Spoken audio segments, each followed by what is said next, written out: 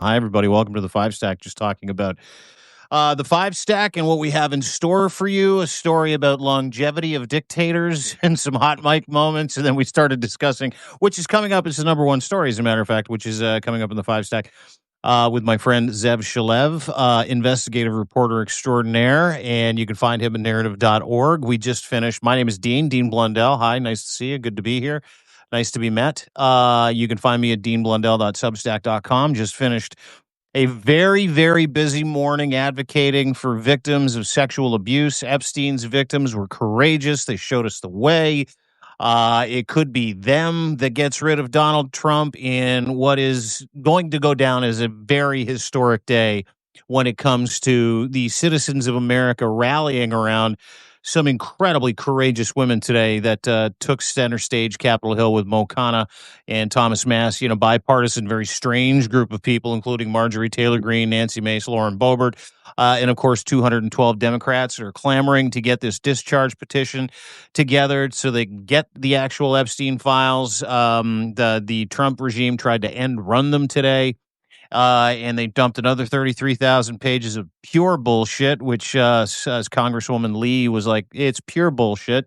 And then, of course, we have Donald Trump that lost his mind in the Oval Office yet again today over this whole thing, minimizing the victims, telling everybody to turn the page because, well, when you're guilty, why not act like it, right, Mr. Trump? Where do you want to start today, Mr. Well, we're going to do a hodgepodge of things. I think maybe the top 5, 3, and 4 story, 5, 4, 3 will be all about Epstein, and then we'll get into some other stuff at the end of it. We've done 5 hours of broadcasting today. I think it's our 5th hour of broadcasting. Yeah. Well, to be fair, you dumped out of our last Substack Live. I had no choice. I had forced me to bring Waj from the Left Hook, Wajad Ali, who was, by the way, sensational. I fucking love that guy. He is really, really talented. But it was your guest, and you're like, okay, you take my guest, and I'll see you later. So I don't know where you went for the past 2 hours, but all I've been doing is working. So thank you. I've just been publishing a chapter on of The Greatest Heist.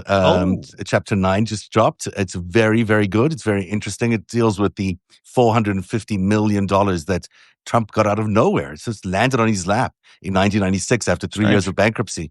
That happens to everybody, Dean. Sure. Really, he was in Hawk $3.2 million, and he landed up just having $450 billion in the plus column, which is, nothing happens like that to any normal human being. No one makes $4 billion in just a few years by doing nothing, except it happened for him. And we'll tell you why we think it happened for him. Because the paper trail is very difficult on this. Sure, they don't leave the paper trail. Yeah. They leave, but what I did is I constructed a timeline of various events, and then I asked a lot of AI to analyze the probability that these events happened at the way they did. I used probability to figure out the story, and in each case, gave me like a 99.9% probability that these events happened in this way. So it's a different way of doing the research on these things, but I believe it because I've studied every little nook and cranny of this particular story. And there are lots of foundational details that we have that are able to prove it. But, it's one of those things you have to squint a little to see it because they're just the entire banking records of Donald Trump from pre-2000s have disappeared. They don't exist.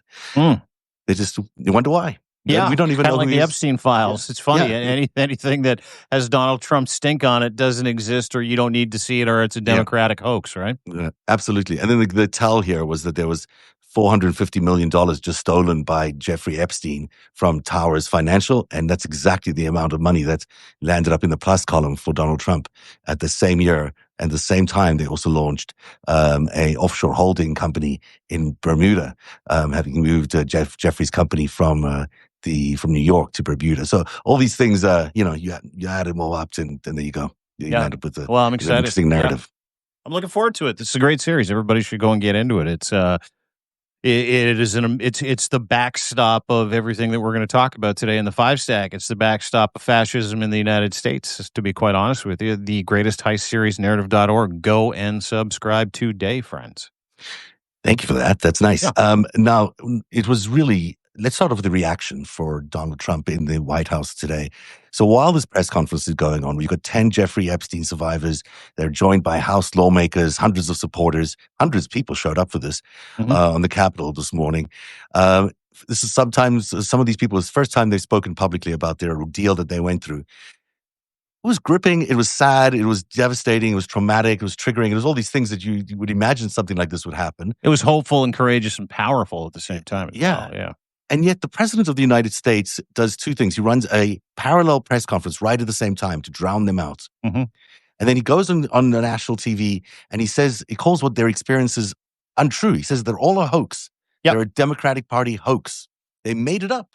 Yep. And then he flies over two fighter jets at the pivotal moment when with the survivors are talking about their experiences and talking about the ordeal they'd suffered. He flies over jets so they can be drowned out, from being heard. What kind of person, what kind of insecure, small-minded, Petty. cruel guy does that to people who are expressing their opinions, their views, their experiences for the first time publicly? That's traumatic. I mean, just no matter, speaking about those kind of experiences are traumatic regardless. Doing it in front of hundreds of people on the steps of the Capitol, not an experience any of these people had ever imagined they'd be going through. And yet here they were doing that. And then the guy who's responsible or partially responsible for the network that did this to them is flying fighter jets so they can't be heard. What kind of guy does that? Donald Trump.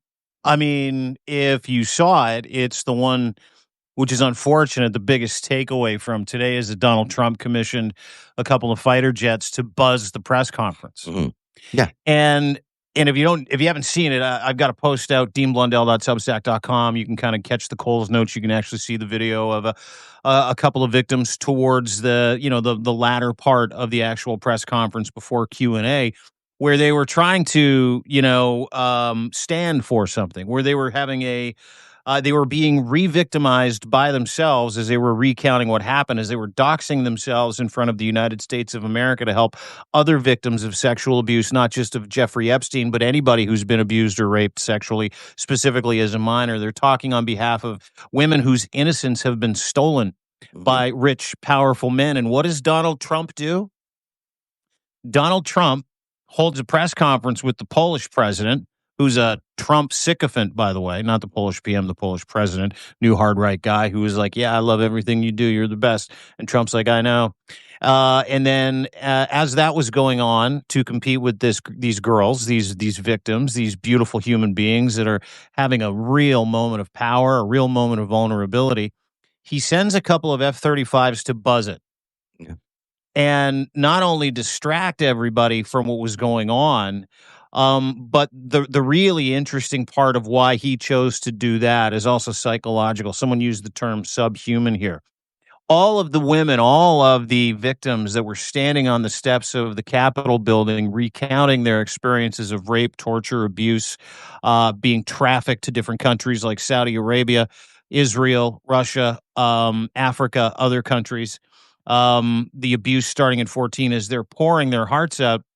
All of these women also have PTSD. And if you know anything about people with PTSD, hands up if you have it. I got it. Loud. We're Yeah, both yeah. PTSD people. Oh, yeah, yeah. Mega PTSD. Loud fucking noises absolutely drive people like us crazy, especially loud noises out of nowhere where you're in a moment or you're having a minute. And that was absolutely strategic and by design. How do we put more fear into these women that Donald Trump is actively re-victimizing by not only minimizing their experience, calling it as Democratic hoax, telling everybody effectively they don't matter, Epstein doesn't matter, let's all fucking move on.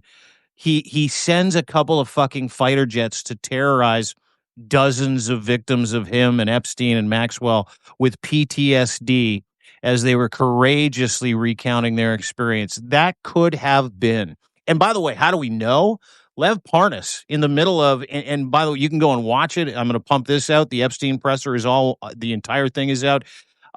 Lev got a text and he says, wait and see what happens. They're going to buzz. Trump has ordered military jets to buzz the press conference of these Epstein victims. So that's how you know it's real.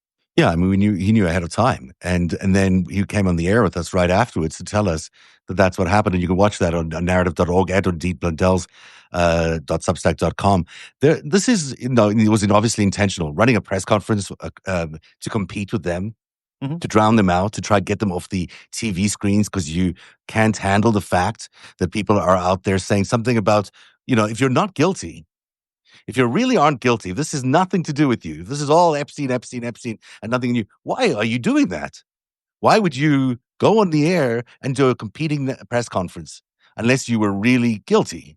If you've got something to hide, then you would do it because he didn't know what they were going to be saying. He had no idea what they were going to be saying. No. He was probably worried that they'd go even further and tell him exactly what. He didn't know if Katie Johnson was going to be there and maybe recounting all these things about him. So that's why he did everything in his power to drown them out. Because in Donald Trump's world, you cannot hear any evil, you can't see any evil, you can't do any evil. And he's responsible for none of it. Yeah. Never, ever does anything. There's no records. There's never any indication of him doing any of these things. And so we suspect he does all these things. We know that he's in the FBI files, but he's got it away with it all these years. And then what he's doing to these victims, these hundreds of victims, these people, people have literally lost their lives. Thousands of victims. People have lost their lives. People have lost their livelihoods. People have lost their reputations. They've lost their ability to live a happy, normal lives. Families destroyed. Yeah. This has not been, I've known some of them for a long time. It is very hard. The whole experience has been traumatizing over and over and over and over again. When this first broke in 2019, when you had all these victims had to be re-traumatized again. And then they had to be re-traumatized during the Ghislaine Maxwell trial. And so they're living through these experiences. And each time, the president is if it was President Trump who was in power the first time, they didn't know how to place that. They didn't quite understand, what Trump's involvement with everything was, although some of them were certainly aware of him and his friendship with Epstein. It wasn't clear, all of it, and it still isn't today, but it's getting clearer. So this has been traumatizing all the time because they have not felt safe and secure in America in the way they should be feeling safe and secure in America for a very long time, since they were teenagers. Yeah. So, and then you've got a Congress, which is not even Congress can't, unanimously agree that we should know the truth. How come Congress can't even agree to that? Well, because and this is unfortunately how it works in political circles, same thing here in Canada, because you got 214 GOP members of Congress who have refused to sign the discharge petition, who are literally hiding in fucking closets right now, trying not to run into guys like Ro Khanna, Marjorie Taylor Greene, which, by the way, that was wild. We got to talk about that. Yeah, Lauren Boebert. They're literally hiding from people pressuring them just to do the right thing because they're so deathly afraid of losing their free limo rides, their free allowance for living in Washington, D.C., their tax deductible status as public servants. They are legitimately so afraid of not being on fucking public servant easy street that they are allowing Donald Trump to re-victimize thousands of victims of child rape. Let's just fucking call it what it is. That's what we're talking about right now. We're talking about thousands of young girls, young men, but mostly girls who were raped continuously, some for 3 to 5 years by Jeffrey Epstein and his pals, Donald Trump probably being one of them. So when we sit and ponder the questions about, why are the GOP not doing anything, his fucking iron fist, which loosened today with that press conference, which loosened today with his egregious response where he told everybody to take a hike, doesn't matter, Epstein files don't matter, victims don't matter, it's all a Democratic hoax.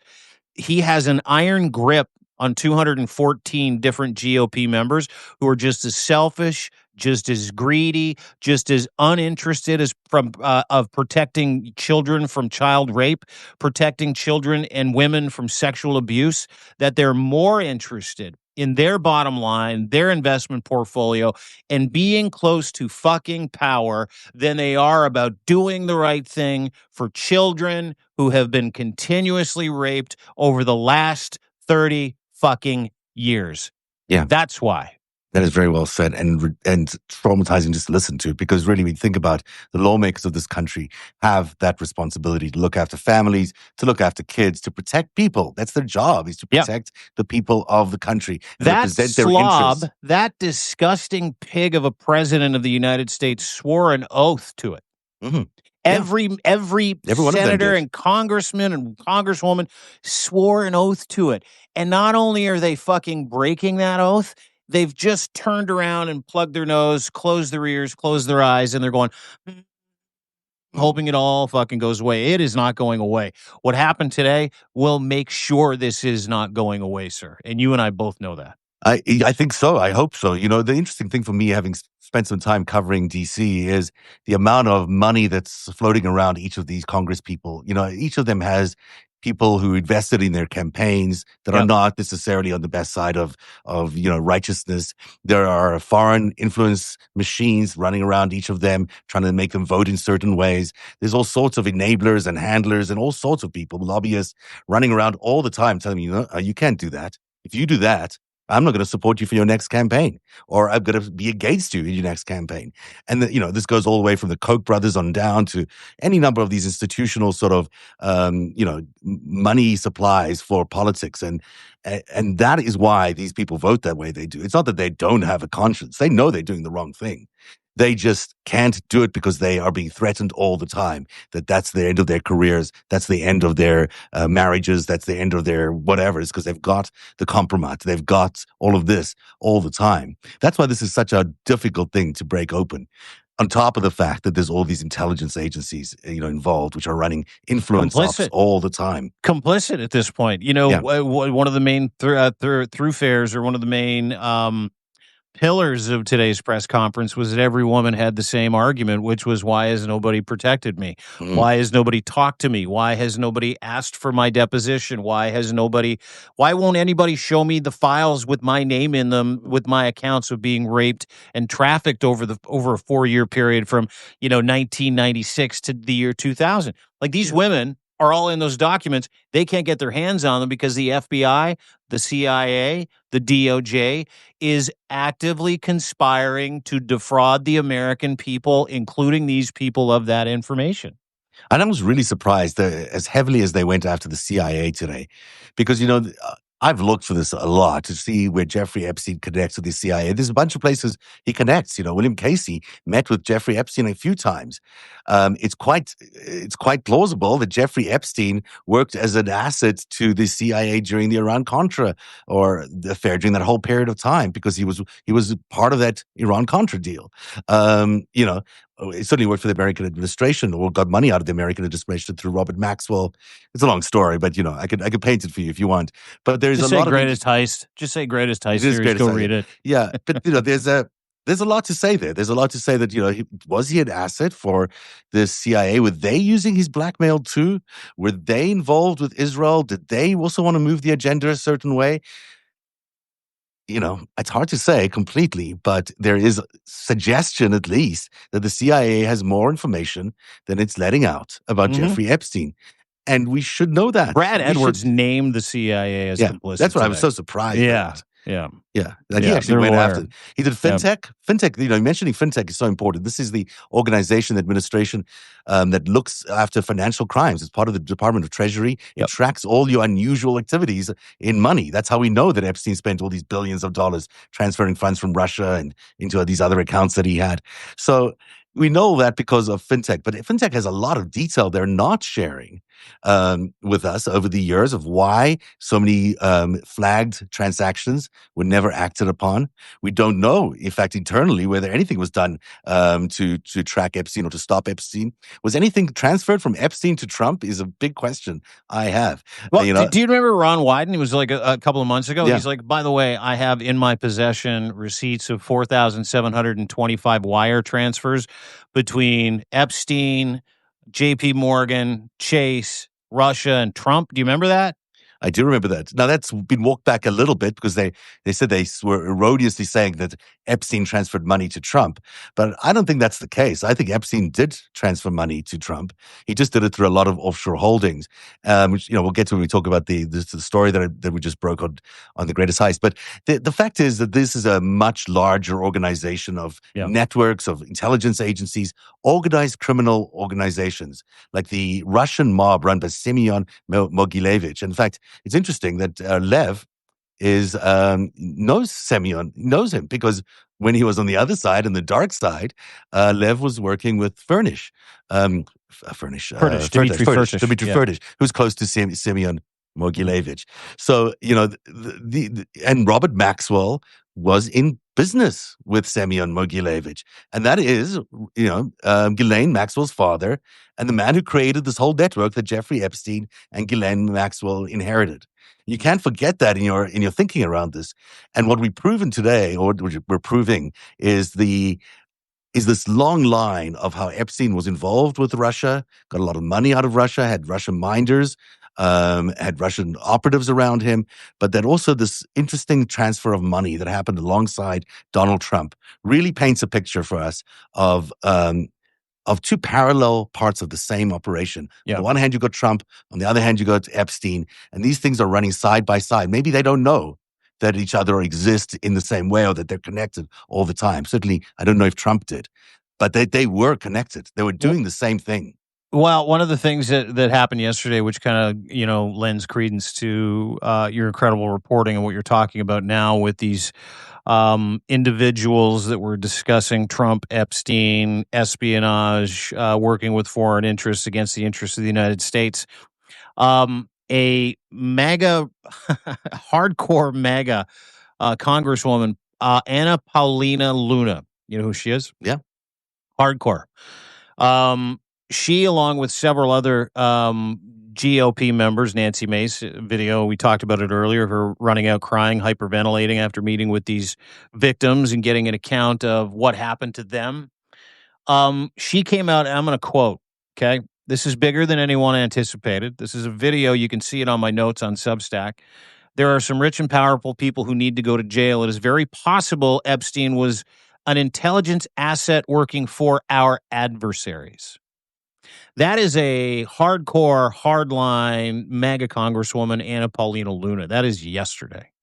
That is immediately after walking out of two giant double doors, meeting with Epstein's victims, getting an account and a lay of the land of what the fuck happened to them, who was involved and why. And when she came out, she was white. I mean, you see the video on my note. She just looks stunned, right? She's just had her entire world rocked because this woman has been a massive Trump acolyte, huge mega booster. Also a Kremlin booster, by the way. Huge Kremlin booster. Yeah. Yeah. And she just had her world rocked. So either she's a useful idiot and some congressmen and women are now starting to kind of clue in like, I'm being used by the Trump regime and Russia at the moment. Those are that conversations. Is what I think is happening. Well, I just got off the phone with a buddy of mine, and he goes, that Epstein presser rocked some worlds in Congress. Some hardcore MAGAs who are like, oh, my God, we're on the wrong side. Yeah. Like some of them are just waking up to that right now. It may be that Donald Trump just recently woke up to it. I'm not, we're talking about this before we got in the air with Lev earlier on. That there is, it may be that Donald Trump has only recently figured out that he has been the tool of the Kremlin. And maybe that it was Putin who told him recently. That's what Lev believes, that he found out recently. And I hope I'm quoting out of school here, but I don't think I am.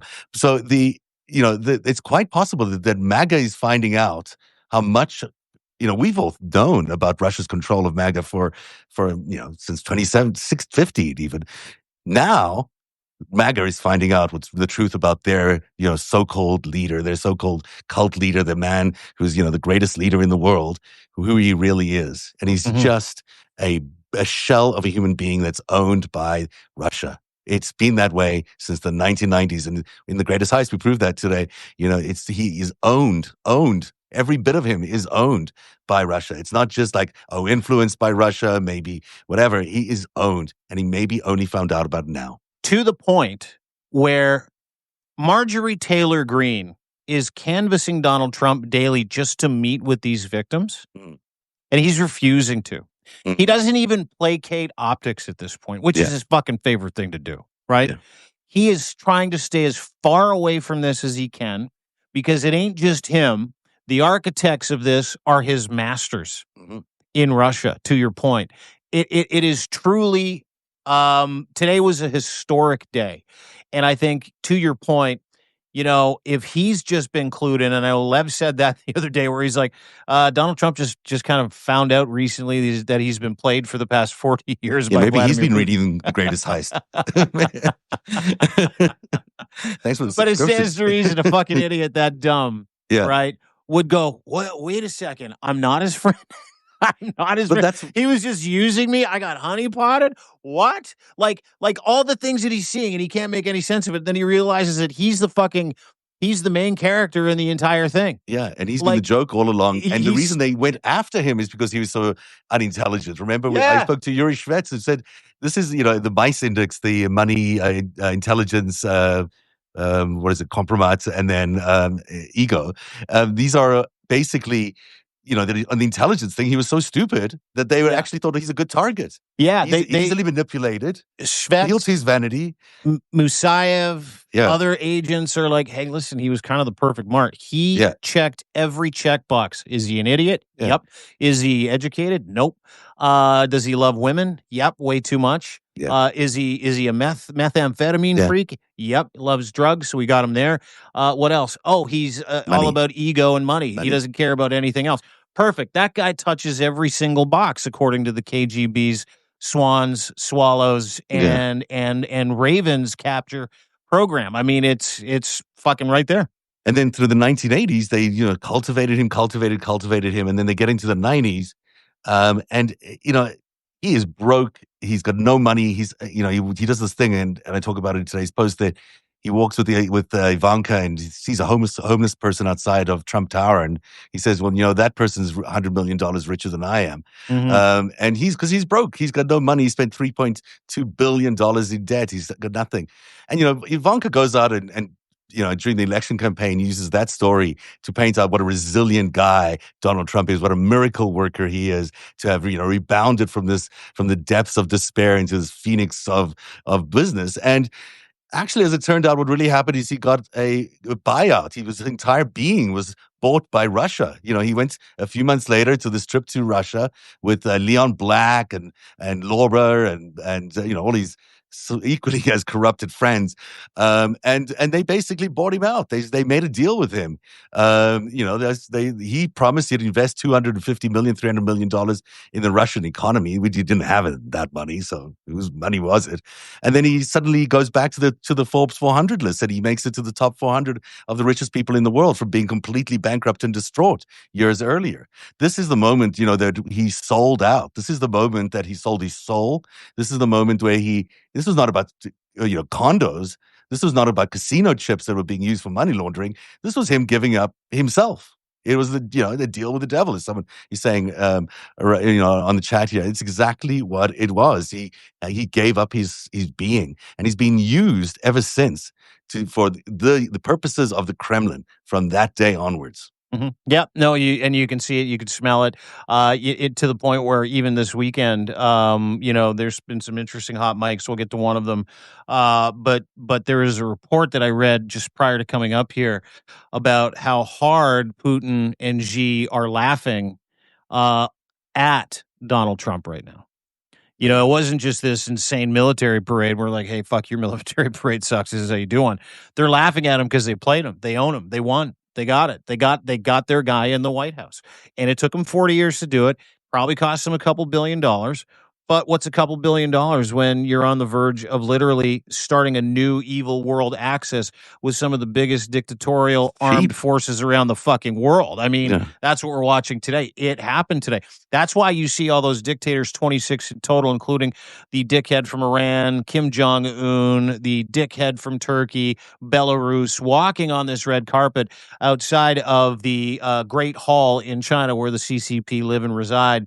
and you see them all laughing and Mhm. enjoying themselves. That's because two reasons. One, they know they own Donald Trump. They know they have absolutely fucking rugged Donald Trump. Mhm. And they probably have recently told Donald Trump, hey, we got you. You can do nothing. We Yeah. own you. And we Yeah. have a paper trail to prove it. Yeah. I think so. And, if you think about $450 million as an initial investment to capture America, I mean, that is the biggest deal, best deal in the world. I mean, it's Great nothing. ROI. Yeah. And he's sold out willingly. Of course, it's a lot more along the way, and they've invested in a lot of other people. But on the other hand, he's also been a money laundering vehicle for all their dirty, corrupt money all these years.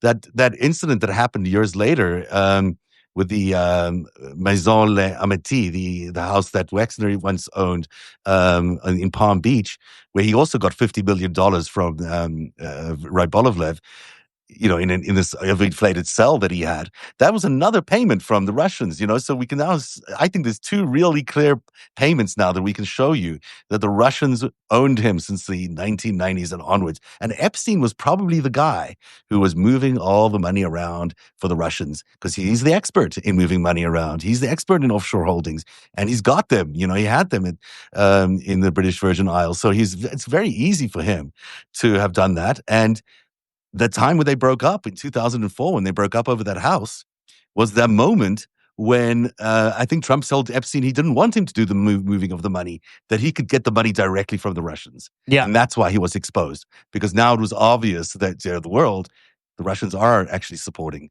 Donald Trump. Donald Epstein, Trump did to Jeffrey Epstein what Donald Trump does to every single every single person he does business with. He cuts them out of the deal. Yeah. And then he takes the whole thing, because Epstein would get a percentage. Even Maxwell said that, where she said that, he would help guys like Les Wexner make more money, hide money, that kind of stuff. And he would get a percentage, sometimes 10 million, sometimes 15 million. And sometimes you give him that house on Fifth Avenue in New York, right? I mean, that's literally 71st Street, but 31st Street. Sorry, that's 71st. So that's how these guys have always done business. That's how they've always. It is so painfully clear to every single person who actually reads or understands what's going on that the Epstein pedophile ring is a symptom of a much bigger, much worse scenario that put Donald Trump in the fucking Oval Office. And it's also the linchpin that can take him out. Yeah. And that's why you saw that response from him today, where he not only minimized it, called it another Democratic hoax, and looked fucking furious today, by the way, in the Oval Office. He doesn't like not being in control of the media message. And these women held the media's attention today, and he knew that. It's worth pointing out what's, pulling the curtain back a little bit here, because what the Russians figured out at the end of the Soviet Union, that the Soviet Union was collapsing, and they knew the Americans had a lot of involvement in that. So this was not, they're targeting America with some sort of reason, but they knew that they could really harm American democracy by using its freedom against itself, by especially using American capitalism and the freedom around American capitalism against itself. So they started flooding the American capitalist system with billions of dollars stolen from the Soviet Union, and lots of other assets, pushed into the United States through money launderers like Jeffrey Epstein and money launderers like Donald Trump. And that money has been growing, and they did it in Silicon Valley as well. A lot of investment in Silicon Valley came from the Russians. So you've got this stuff was arrived in the United States, that it grew in the United States by a lot, because they would take advantage of all the market crashes, because they would in fact do some of the market crashes. They would collapse companies so they could make money off those companies collapsing. They would do pump and dumps or rug pulls, as you told me the term. And so that is how they made this money. There was a smallish amount of money once inside the American capitalist system, grow and grow and grow and grow. And it's grown to such an extent that it took over, or it was allowed for there to be these detonations of that capitalism all the way through these last 40 years. And each detonation cost the American taxpayer, another few $1 billion, and then another few $1 billion.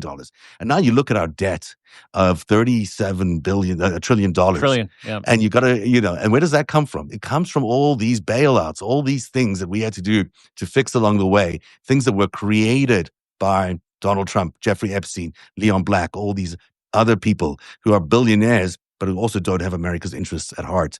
And They have been enriching themselves on the back of American taxpayers and helping Russia, our adversary in the world, gain a bigger footing and helping China do the same thing. And these people are, in fact, how we got to today. And how do you create a firewall between yourself and the United States of America? If you're part of that Russian operation, that Mm, cabal, you go out and recruit teenage girls to go and honeypot everybody involved and anybody who might be able to hold you accountable. yeah, Bill Clinton, Bill Gates, lawmakers, congressmen, senators, presidents, prime ministers. And when they say, hey, we're coming for you, you do what Roy Cohn taught Donald Trump to do.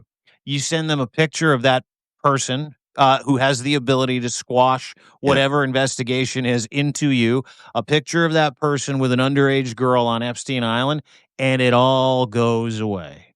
Very, very quickly. And in infecting the system, they also infected the intelligence agencies and the FBI and the Justice Department.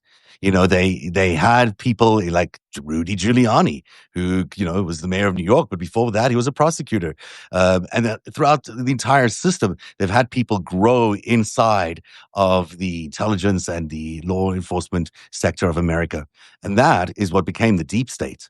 These Russian beholden or foreign adversary beholden people inside the intelligence communities. That is what became the deep state. And the deep state has grown and grown and grown and grown. And that deep state now is in the White House.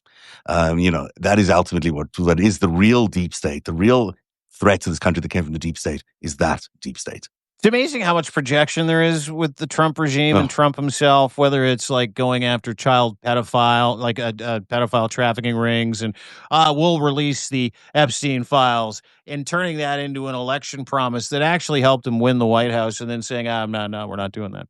Or we're going after the fucking deep state, everybody. It's the deep state. They're yeah. never Trumpers. Well, it's not the deep state. You're the fucking deep state. Every time I turn around and that guy makes an accusation against anybody, and I saw Pete Nutsack do it today, where Mm. he's like, we're probably going to have to go to Baltimore and Chicago because they've got dysfunctional leadership. I'm like, holy fuck. The projection around these dickheads is nuclear. Yeah. Nuclear. Well, I think it's Alexander Dugin, Putin's brain, who you use the expression that you accuse the other side of what you're guilty of. That's the first thing you do. And that's how you deflect. That's how you get everyone else to pay attention to the other side. They did that with the Democrats throughout this Epstein crisis or this Epstein scandal. They do it with everything. It was them. It was them. Those guys. It was Yeah. them the whole time. That's them, the deep state, but it's not. You're the deep state. And I think that's how we got to this really, critical point where Russia and China have America at its knees. Right now, America is so weakened in the world stage. We should get to the other two stories because they sort of speak to this, but they're so weakened on the world stage that they're, barely even functioning as a world superpower anymore. We do not have the capacity to have our own foreign policy. We don't have the capacity to have our own executive branch. Our entire data system, our data has been stolen. The operating system of our government has been replaced by an operating system that's created by Elon Musk and Doge out of Russia. This is how dire the situation is. That's why we have people like Kennedy running the CDC and the health department, because that's what Russia wants for America. They want complete destruction of the state. Oh, they let me tell you something. Russia's watching what's going on in the United States, dying laughing, high-fiving each other every day. Mhm. Putin wakes up, puts a pep in his step, totally took over the United States. Every time he sees Trump send the military into a different state, every time he sees victims of the Epstein files, every time he sees Trump get angry, every time he sees unrest, every time he sees anger, anytime he sees chaos, he's high-fiving guys, drinking tea, going, I did that. I did that. I did all that. And You can see it. You can see it in his smile. You can see the way absolutely. he looks so walks. happy. Yeah. And you cannot understate what happened in Beijing this weekend. Yeah. You can't understate it. What happened today, yesterday, the day before that, the Great Dictator Conference of 2025. 26 world leaders, some dictators, some not, some pretending they aren't, but they are, like Modi, Narendra Modi. He's absolutely a piece of shit dictator. He's a theocratic dictator. And what I watched was this free and easy attitude from hateful states that have spent decades and generations hating each other, warring with each other. China and India bury the hatchet, shake hands, everything's cool. We're pals now. We're going to bury the hatchet. I watched China gloating, saying, "Hey, we're bringing everybody together so the world can have stability." They're the ones creating the instability, but they're now telling everybody we're going to create stability. Putin then mocking Donald Trump today, mocking him, basically saying, yeah, you know what? Whatever. He'll just do whatever we decide to do as a group. And then you have Donald Trump literally saying he really appreciated watching the parade after he put out a tweet, said it was majestic, thought it was beautiful. A bunch of dictators from getting together from for, DC, from yeah, from DC. He wasn't even DC. invited. I know he wasn't invited, but he said it looked great. It looked cool. He thought it was awesome. And then he's Oh, like, but they're conspiring against the United States of America. Listen, all of these things are possible yeah, where you've got warring, hateful nations suddenly best of friends burying 2, 3, 400 year long hatchets yeah. because the world police does not exist anymore because Donald Trump has given up America's position as the deterrence in the world for people to do dumb shit like try to assassinate the president of the fucking EU while she's in the air or a German general named Carsten Brewer. Those things wouldn't have happened last year. They've never happened before.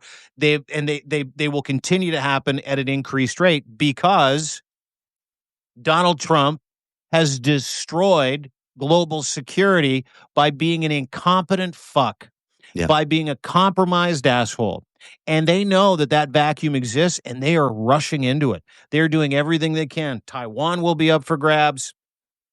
Greenland is up for grabs. If you fucking believe it or not, Canada's up for grabs because Trump has isolated the United States from so many different world skirmishes and interests that those guys are now in charge. He's not America even is no isolating. longer the Yeah, leader of the yeah. free world. Those guys are. He's not only isolating us, he's selling us out. He's selling out the American people. He's selling out the people of the world. I mean, this guy is so awful. He's selling out the rights and freedoms of every single person in North America right now. And he doesn't care that he's doing that. And he doesn't care that he's doing that to the aspirations of all the other people in the world who want to be just like America. For him, it's all about the money. It's all about how much money he can make by, redoing Gaza as a Trump resort. I mean, how gross and disgusting are you going to turn the site of a genocide into a Trump branded resort? Crypto hotel. Yeah.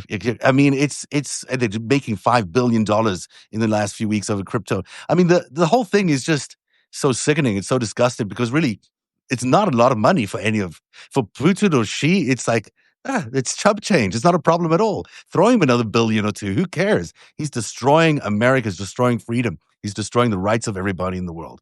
And America is still, to some extent, believing that what he's doing is good for America. Nothing he's doing is good for America. Just dumb Americans, dude. I don't know. There's a lot of people in the suburbs, I think, who are just like, I'm not going to look at this. It's going to go away. It's going to go away. No. Those people are just willing participants in the death of the United States of America by but that's complicitly happening. Standing by. I know, but what I'm talking about are the ones that are like, fuck yeah, screw the victims. Fuck yeah, go make that money, Donald Trump. Fuck yeah. Like those people are just the dumbest human beings in America. We've got the same ones here. We got some of the maggots and maple maggots. Same thing. But there's the middle of America, which thinks if they stay silent, it'll be okay. Like 214 GOP congressional members. Yeah. Like, we can just ignore this. I'm going to focus on my work and my kids. And then I don't have to think about the fact that everything around me is falling apart, that my neighbors might be taken away to concentration camps or disappeared, that my rights disappeared, that my media no longer reports the news to me, that my kids that I'm being surveilled by the government. My phone's tapped because Palantir can do that. And graphite now. Apparently, ISIS got allowed to use graphite. Like, I mean, it's so many. Such a lot of degradation of who we are as a nation. And then, of course, the Justice Department is now just a weapon of Donald Trump and the administration. I mean, that's basically all they do, is they prosecute his initiatives. So where are you left with when you wake up in 5 years from now and hoping that all of this is over? You're going to be surveilling your land and realize that nothing is like what it used to be, that there is nothing, in fact, here anymore, that the reason people used to aspire to be American has disappeared. because people come to America because of the freedom. They love America because of the freedom. They love America because of the justice. They love America because they're treated equally, that they have an equal opportunity to achieve what they want to achieve. And if we take that away from America, America is nothing but dust, there's nothing to it. And that's what he is doing to America. So those people who have got their blinders on and thinking it's all going to be okay in 5 years, it's not going to be okay in 5 years. Nothing They're about worse. this is They're way worse than the worse. people perpetrating the crime because it just allows to continue to perpetrate. And once it takes root, it takes root. Fascism is not something like, when did Hitler get into power? 32, 32, 33? Yeah, the first time. Until 1945. That is 13 fucking years. Yeah. 13 years. He took a long time. Trump is moving very quickly. Faster than Hitler did. Yeah. And it could be around for a long time. They did, Hitler didn't have this digital dystopia that Palantir and Doge have built. They didn't have fucking smartphones in 1932. They didn't have surveillance in 1932. They didn't have AI they had but they had Gestapo and other things. It was human. Guys with fucking notepads. You didn't have like street lights and cameras you could turn on people's phones and on people's home computers. That's what Palantir is, by the way, everybody. You don't have like a record of receipt. You'd have fucking guys at checkpoints going, papers, please. We need to see where you are, see if you're Jewish, and see what your bloodline is. And then we'll have they can just do that by fucking clicking a button on Palantir right now. Yeah, one little search, like a Google search with your name in it, will reveal everything about you. Your history, they can tailor make those hateful, radicalized messages to those people. Listen, and those are the people that don't have the ability to think for themselves, the ones that get wrapped up in that bullshit, right? And I say this all the time to people here in Canada. Like, I have no time for anybody who thinks MAGA is a solution or an ideology that helps anybody in progressive society. You're just a dumb fuck.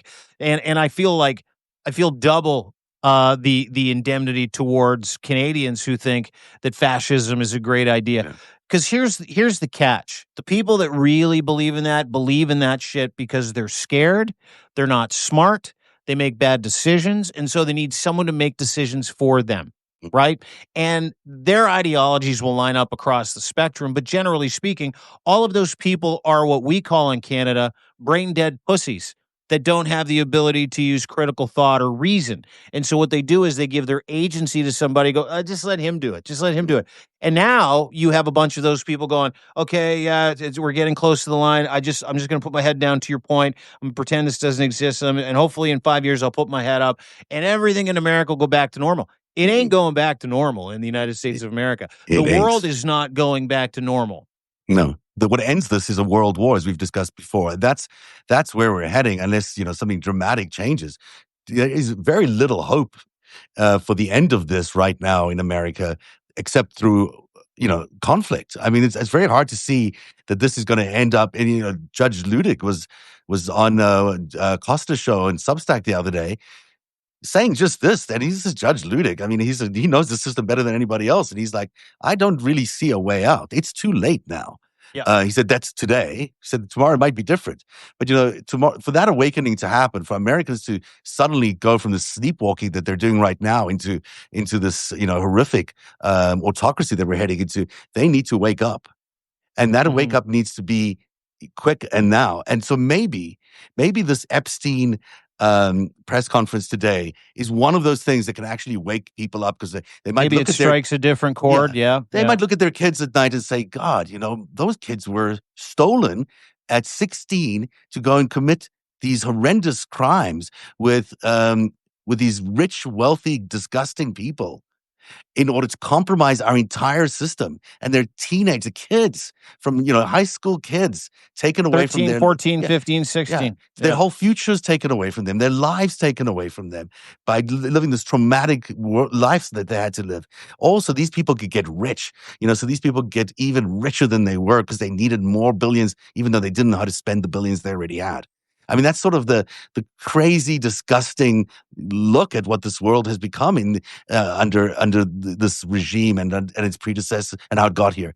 So people, if they could just connect this to their own existences, look at their family, look at the children you have, you would know that this is just a horror show, that the people running America right now are the worst of the worst people. And that's not going to get better unless we get rid of them. Mm-hmm. Yeah, I think that's a great way to put it. MAGA is just a party for criminals, fascists, and pedophiles. They're a protection ring for the worst people in the world, their friends and their donors. And some of those friends are foreign, some of those friends are adversaries, and they will do everything they can to protect them because they don't have power without them. There's an old saying is you can stand on the shoulders of giants and call yourself tall, but you're still fucking not. Right? That's what MAGA is. They're standing on the shoulders of foreign powers, Exactly. criminals, entities, billions of dollars. They're standing on the shoulders of victims of pedophilia that in a ring that lasted for 30 years. Some girls as young as 13, and they'd age out. Epstein would get rid of them at 17, saying they're too old, and he just throw them out. I mean, that's who he's standing on. That's how he has accumulated power through all of these other things and other people. And the only thing that seems to be able to pierce that veil are these victims. It is Jeffrey Epstein. It is pedophilia. It is child trafficking. It is human trafficking that Donald Trump is desperately, desperately trying to cover up. And I watched 12 to 15 women surrounded by another, maybe 100 victims of Jeffrey Epstein, family members of victims of Jeffrey Epstein, some who have passed, some who just couldn't do today's press conference, so their family showed up. Literally send a Scud missile into the side of this criminal organization that is running the United States, known as the Trump regime. And this is the one thing we all need to keep doing. We all need to keep asking the same question. Is this a hoax? Every single time. Waj said it was a brilliant comment. Dan Bongino, is this a hoax? Marjorie Taylor Greene, after that press conference, your boss just said, this is a hoax. You're a hoax. Those females are hoax. This is not a hoax. The Mhm. hoax is Donald Trump. The hoax is the deep state. The hoax is that anybody in the Trump cabinet is qualified to do the fucking job. Mm. That's it. Yeah, anything he calls a hoax is actually turns out to be real. Whether it's Trump Russia, whether it's the 2020 election theft thing, it's all the stuff that he calls a hoax led to being justifiably true. But I've for 9 years now, I've been watching them, firsthand experience. They have been trying to kill the story. They keep trying to suppress the story, and they've been doing it obviously for longer because it's been going on for 40 years. And it's like a boiling pot that they've got the lid on so tightly that they're just trying to suppress it, suppress it, suppress it. But every once in a while, these things start bubbling out. This Mm-hmm. boiling pot's just starting to bubble over, and you've got a little bit of truth showing up, a little bit of truth showing up. But right now, I think we're beginning to see that this boiling pot is boiling over so much that it is going to burst open unless they let it out. Yeah. And if they don't let it out, it's going to burn a whole lot of people anyhow. But at least if they lift the lid, we can finally find out what happened. It's not going to be very helpful or nice. We're not going to learn anything good about America, but it's going to be and help us, at least in one way, is in changing the trajectory America's currently facing. Because there's nothing good in those files. It's a Mm-hmm. horrible. It's a horror show. I can guarantee you, there's nothing you'll feel. Nancy Mace's reaction, that is exactly the reaction most Americans are going to have learning about these files. So, there's not, but at least knowing it, seeing the monster, understanding the monster is one way of being able to deal with it. Yeah, brilliantly said. Great analysis and incredible summary.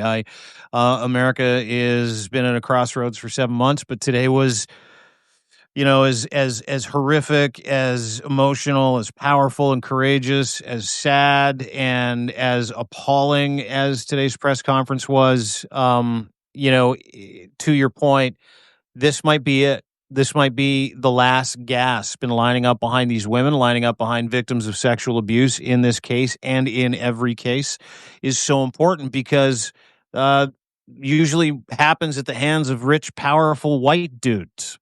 Usually happens at the hands of people who feel like they're above the law. And Donald Trump has been telling everybody he's above the law and has been for a very fucking long time.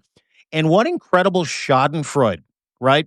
But of watching him panic today. You want to watch him panic? Share this. You want to watch him panic? Subscribe to other people that are doing the same. You want to watch him panic? Be relentless about asking him and people around him if those women are a hoax, if the victims are a hoax.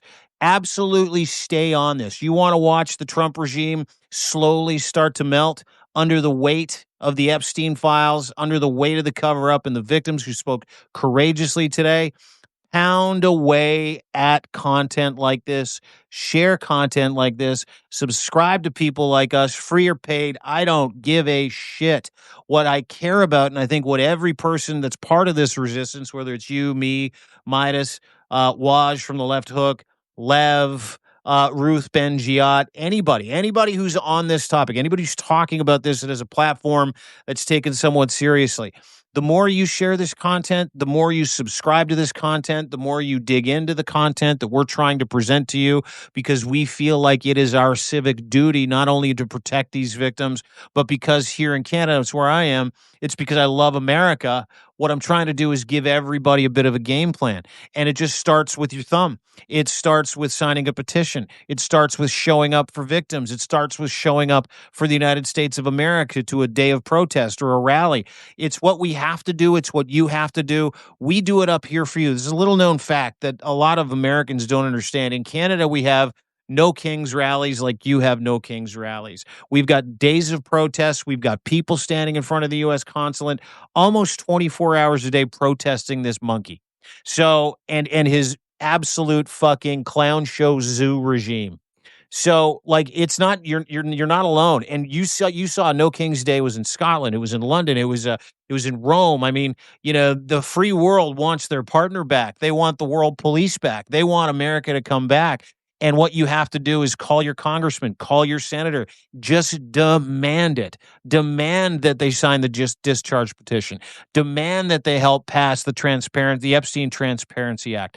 Demand that the president of the United States sit down with these women and hear from them, maybe not for the first time, if you know what I'm saying, but hear from them and actually take an interest in getting to the bottom of the biggest fucking cover up and scandal in the United States' history. That is what we're at this today. And if you don't, I mean, this is the biggest test. It's not just about having, the National Guard come to your city or your town or your state. This is about Donald Trump thinking he is fucking invincible because you couldn't even capture him on something where he is fucking red-handed, blood on his hands, completely fucking guilty because he's acting like it. He is covering up for years of rape and sexual abuse. He is hiding from it. He is lying about it. He is minimizing and victimizing these women again. That is not something a president does. So get him the fuck out of that office by starting right here, sharing this as much as you can, and the information that you find to be important that other people in MAG or out of MAG, gift a fucking subscription. Send it to someone who's like completely lost in that haze of MAGA bullshit. It's going to be very important going forward because this is the one thing that has been able to pierce the veil of what we know Donald Trump to be, which is the Wizard of fucking Oz. Yeah, that's so well said. Really, really well said. Dean, maybe there's something really interesting about the fact that he scrambled the Air Force to disrupt this press conference today. That's how panicked he is, that he needed the Air Force up in the sky to disrupt these people. These women on the ground having their say. He needed to call in the Air Force. Pants. According to Lev, he is losing his mind right now. And, I got to just say one thing about, we started the show, 5 months ago, 6 months? I don't know.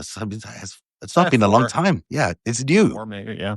And every day we come in here and we are trying to tell somebody what we do. We really are narrating the story, and you are narrating the story of America so well. And maybe it's because you're in a perch in Canada that gives you that sort of perspective, that gives you a different kind of view of what America is going through right now. And you're living in as am I, in Canada, where there's this normalcy going on, and yet you're looking at this growing threat south of the border. And your ability to capture all of this is remarkable. I got to say, whether it's in your posts on deanbladell.substack.com or here on FiveStack, it's so great to hear your real-time descriptions of what is going on, your real-time analysis and reporting on what is going on. And you might not call yourself a journalist, but you certainly are doing the narration part of that very, very beautifully. So I would call you a journalist 100%. Please don't. Just for legal reasons, he's not a journalist. But I'm a muckraker. I'm interested in corruption. I'm interested in the values and the virtues that make me who I am, and I don't find any of them in the Trump regime. I think you tell the truth. I think you protect people when they need it. I think you give your privilege to those who don't have it. And I think that that's one of the most important things to do in the world. I'm fortunate enough that I can communicate. I'm just trying to keep up with you at this point. To be No, able you to do do. this with Yeah. no, but to be able to do this with you and like a steady hand on the wheel and the rudder, and someone with your history as an investigative reporter and producer, big time, by the way, big time producer, someone who has been following this for 9, 10 years, it's easy for me to fill in some blanks with someone who's a pro like you. I would encourage everybody to go to narrative.org, get a subscription to Zev's narrative.org greatest heist series. It is must read. It's been my education. I'm just I was just about to standing on the just do shoulders of your giants. thing, and now you're doing my thing. You turned my whole thing around. Well, That's how here, good I'll you do are. my thing. I'll do my thing. Zev's over there. I still have 50% off for the rest of the summer. Yeah. Sorry, the rest of September as well. Founding memberships pay once. Annual memberships pay once a year, but you lock it in at 50% off. Same thing with the founding memberships, but you only pay once. And then, of course, we got the monthly again, 50% off. I've been motivated to make sure that we keep people in the community and we continue to build this community. And we give people access to conversations, chats, Q&As, which are coming I believe next week. Some exclusive Q&As, exclusive paid content for folks. It's been an incredible runway for me, but it's also been an incredible education working with people like you, catching up with guys like Waj from the Left Hook today, Lev, I Parnas. gotta I say, mean, Lev, I just gotta say, all these he's guys awesome. went out of their way to help us the coverage today. And for good reasons, not just to help us. They wanted to help them the message out, get the message out. A couple of people that didn't make it on was Nick and Ellie, and we're gonna figure that out. We'll figure out a time to do something that's special with them. But also, I just want to thank Lev and Waj for joining our coverage and helping us get this Epstein message out today. It was these guys are. I mean, Lev to me is a. We're talking today about his history with in the mob. Basically, he was a mob Yeah, guy. yeah. Without running at the top ranks of the Russian mob, he knows these guys personally, and for him to be the guy who's railing against them on a daily basis on Substack is phenomenal. It is unbelievable to think the courage that takes. Ballsy. They know his number. They know where he lives. They know who he is. They know, and yet he does it, and yet he does it, which it takes enormous, enormous courage because he really does know where some of the bodies are buried, and he really does know what's going on inside the administration, and that Maybe, takes maybe, enormous courage. maybe literally. Yeah, no, I think literally. Dude, he grew up as a mobster. He was Yeah, a hustler. That's what he said. That's how yeah, guys from Odessa. And to your point, yes, I mean I wax about my boy Lev all the time, yeah. but there is no better surprise that I've had in terms of friendship, professional or personal, than Mr. Lev Parnas. So, yeah, make sure you follow him. And thank you to Lev. Thank you to Waj. Thank you to everybody that made today possible. You can go to both our Substacks. You can check out the entire press conference, which we carried. I put up a post about that. It's also over at narrative.org. You can get it at Dean Blundell. You can get the Coles notes, the Trump response, some of the more interesting moments from the press conference, and of course, Trump's rebuttal, trying to tell these women to take a hike and they don't matter anymore, which is effectively what he said. On my Substack as well, deanblundell.substack.com. I know Lev just put out a great piece about this. I know you've got some stuff coming, including your greatest heist series. Anyway, it's just a great time for you to get involved with us, connect with us, go and subscribe, share, do what you can. Paid is awesome, keeps us going, keeps us moving forward, and it also helps make this our day jobs. Right? Yeah. Don't you people want this to be our day jobs? I think you do. I think you want, because It I'd is. like it to be my day job. It's a good It day is my job. day job. It is Yeah. a great day job. I can't actually believe I say those words these days, but it is our day job. And we've done a whole day of full of broadcasting today. Yes, So we have. should probably call it there. Thanks for joining us at the Five Stack today. We'll be back tomorrow for the Thursday edition. This has been a really special day for us. We've done a whole lot of Epstein coverage. We thank you for being here. We thank you for your support. We'll see you tomorrow. Have a good day, everybody. Bye, everybody.